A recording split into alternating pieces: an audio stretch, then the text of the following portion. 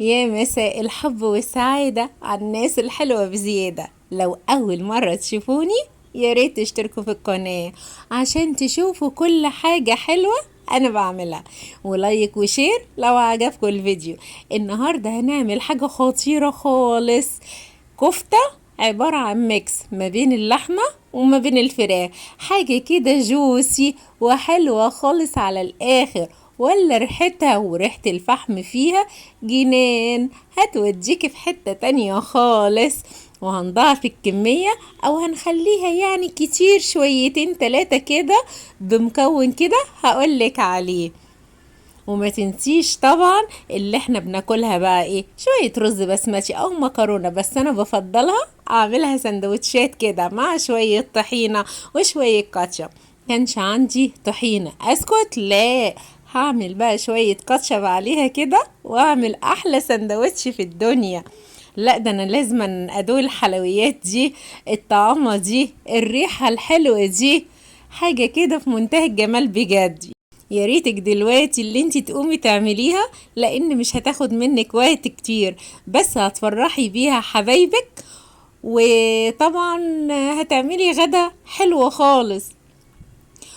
ودلوقتي بعد ما عملت السندوتش الجميل ده وهقطم منه قطمة حلوة كده، لا ده الطعامة كلها، ايه الحلاوة دي، ايه الطعامة دي، حاجة في منتهى الجمال. يلا نشوف هنعمل الحلويات دي ازاي. جبت 300 جرام من اللحمة المفرومة، يعني ربع كيلو زي ده شوية.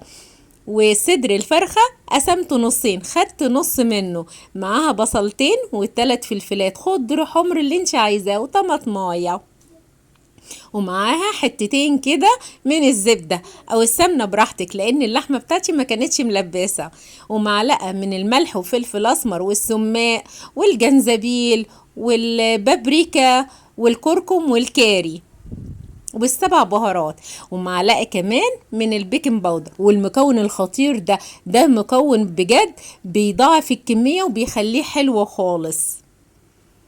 هنجيب الكبه بتاعتك ونحط فيها الفلفل بتاعك الالوان او الاخضر، لو هو مش موجود الوان مفيش مشكله، ومعاها الطماطمايه ومعاها البصل بقى بتاعك. هتحطيه حتت صغنونه كده علشان هنضربه في الكبه لغايه ما يبقى حتت صغنونه خالص. اهم حاجه تكون حتت صغنونه ما تبانش مع اللحمه والفراخ. بعد ما اتضربت كده هتشوفيها، هقربها لك عشان تشوفي انها صغنونه ازاي. وكمان فرمت الفراخ في الكبة عشان تبقى ناعمة خالص. دلوقتي هنجيب طبق غويط هنحط فيه اللحمة بتاعتنا، وبعد منها كمان الفراخ بتاعتنا والخضار بتاعنا بقى، البصل المفروم مع الفلفل مع الطماطمايه، كل ده في الطبق. وهنحط دلوقتي المكعبين او الحتتين الزبدة، لو مش موجودة زبدة يبقى سمنة مفيش مشكلة، اي مادة دهنية بس عشان تكون دسمة شوية. والبهارات بتاعتك، البهارات بتاعتك لازم تكون فيها معلقة من السماق، السماق ده بيوديها في حتة تانية خالص، بيخليها طعمها حلو وخطير. وهحط دلوقتي معلقة بيكنج باودر عشان بيخليها هشة وجميلة.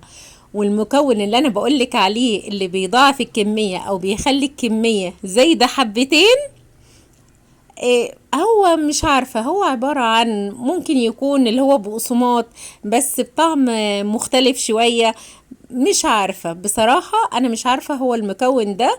هو بيتباع من كنور ومكتوب عليه اللي هو بيضاعف كمية اللحمة المفرومة او الكفتة.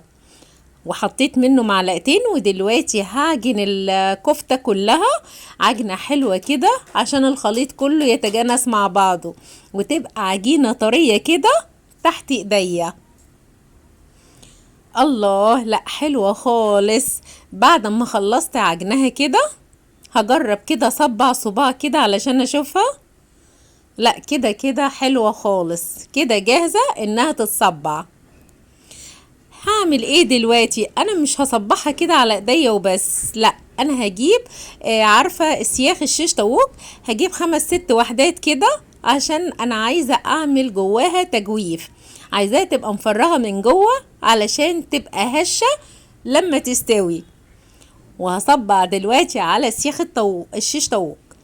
بس لازم الشيش طاووق ده اللي سياخ لازم تدهنيها بالزيت. ليه؟ علشان الكفتة ما تلزقش فيها. بس هقعد اصبع كده لغاية ما اخلص كل الكمية. خدتي بالك ان التجويف ده بيخليها هشة وجوسي حلوة خالص، وبيخلي طعمها حلو. حتى الفحمة اما تيجي تحطيها مع الكفتة هتدخل ريحتها جوه الكفتة وهيبقى طعمها حلو خالص. خلصنا الكمية كلها، ودلوقتي هي جاهزة انها تتحط في الفرن على الرف الوسطاني درجة حرارة 180. ما شاء الله خرجت في منتهى الجمال. وولعت فحمتين كده حلوين علشان ياخدوا الريحة الحلوة دي. معلقة زيت عليها ونغطيها بقى. يا ما شاء الله الريحة جنان، ما بالك بالطعم. لا حاجة كده حلوة خالص في منتهى الجمال والروعة. هنقدمها دلوقتي في الطبق علشان اوريها لك هي حلوة ازاي. لا ده انا لازم ادوق، بجد حلوة خالص ومش هتاخد منك وقت كتير. يعني حاجة كده عملية. لو انتي مثلا جاية من الشغل تعبانة عايزة يا ربي هتعملي ايه؟ هتعمليها بسرعة خالص، مش هتكلفك حاجة. يعني هتضاعفي الكمية طبعا بالمكون اللي انا قلتلك عليه ده، وهيخلي طعمها حلو خالص. هتفرحي بيها حبايبك طبعا، لان الحاجات الحلوة دي دايما بتبقى معمولة بحب وسعادة، فلازما بتكون حلوة وخطيرة. وتقدميها حضرتك بقى مع مكرونة رز بسمتي اللي انت عايزاه. بس بصراحة احنا بنحب ناكلها بالعيش كده، سندوتشات كده تيك اواي. حاجة حلوة خالص. يا ريتك يا ست الكل ما تكسليش وتقومي تعمليها لحبايبك بألف هنا وصحتين. مستنية تعليقاتكم طبعا الجميلة اللي بتسعدني، واللايك الحلو بتاعكم. واستنيني مع طريقة جديدة وحاجة حلوة جديدة من مطبخ كوكي. بحبكم في الله.